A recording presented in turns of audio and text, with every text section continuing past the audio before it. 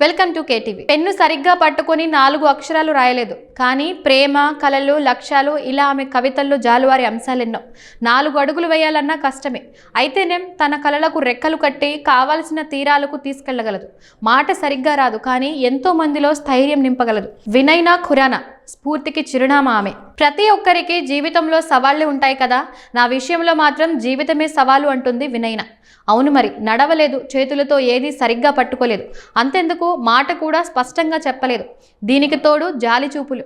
ఈ అమ్మాయి ఎలా బతుకుతుంది, ఎవరు పెళ్లి చేసుకుంటారంటూ మాటలు. వినైనకి సెరిబ్రల్ పాల్సీ, అయితేనేం అది నన్ను ఆపలేదు అంటుంది ఈమె. వినైనది ఢిల్లీ.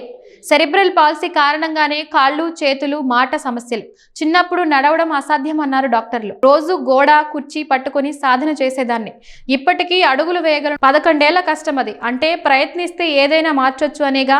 కన్ను, చేయి సమన్వయం కష్టమే అయినా తినడం, తాగడం, రాయడం వంటివి ప్రయత్నిస్తుంటా. రాయడం కష్టమవుతుందని కంప్యూటర్ వాడినా చాలా త్వరగా అలసిపోతుంటా. ఎందుకంటే వేళ్లతో సాధ్యం కాదని ముక్కుని ఉపయోగిస్తా. నొప్పికి తోడు కీబోర్డు మీద ఒక్కో అక్షరం చూసుకొని నొక్కడానికి చాలా సమయం తీసుకుంటుంది. దాంతో విపరీతంగా కోపం వచ్చేది. అయినా పట్టుదలగా కొనసాగిస్తుంటా.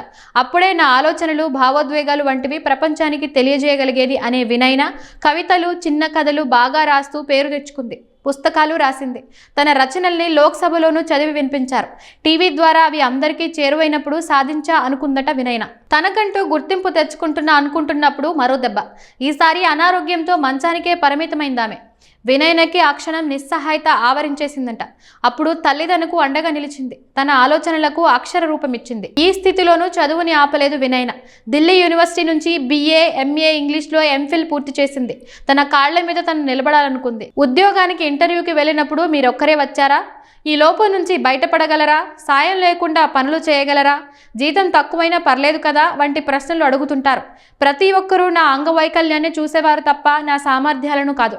అయితే ఇది నా ఒక్కదాని సమస్యే కాదు, నాలాంటి చాలా మందిది అని అర్థమైంది అనే వినైన తరువాత లైఫ్ కోచ్గా మారింది.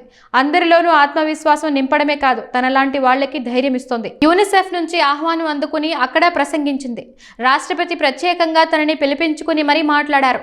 ఢిల్లీ యూనివర్సిటీలో గెస్ట్ లెక్చరర్గా పనిచేస్తుంది.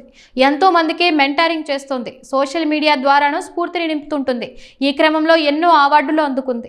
అవును, పెన్ను పట్టుకోలేను, ఏకధాటిగా మాట్లాడలేను, అయితేనేం నాకంటూ ఆలోచనలున్నాయి, సృజనాత్మకత ఉంది, అంతకు మించి నాపై నాకు నమ్మకం, సాధించాలన్న తపన ఉన్నాయి. నిజానికి ఎవరికైనా ఇవి చాలు. కోరుకున్నది ఏదైనా సాధించొచ్చు. నేను చెప్పేది ఇదే అంటున్న వినైన అందరికీ స్ఫూర్తిదాయకమే అంటే కాదనగలమా?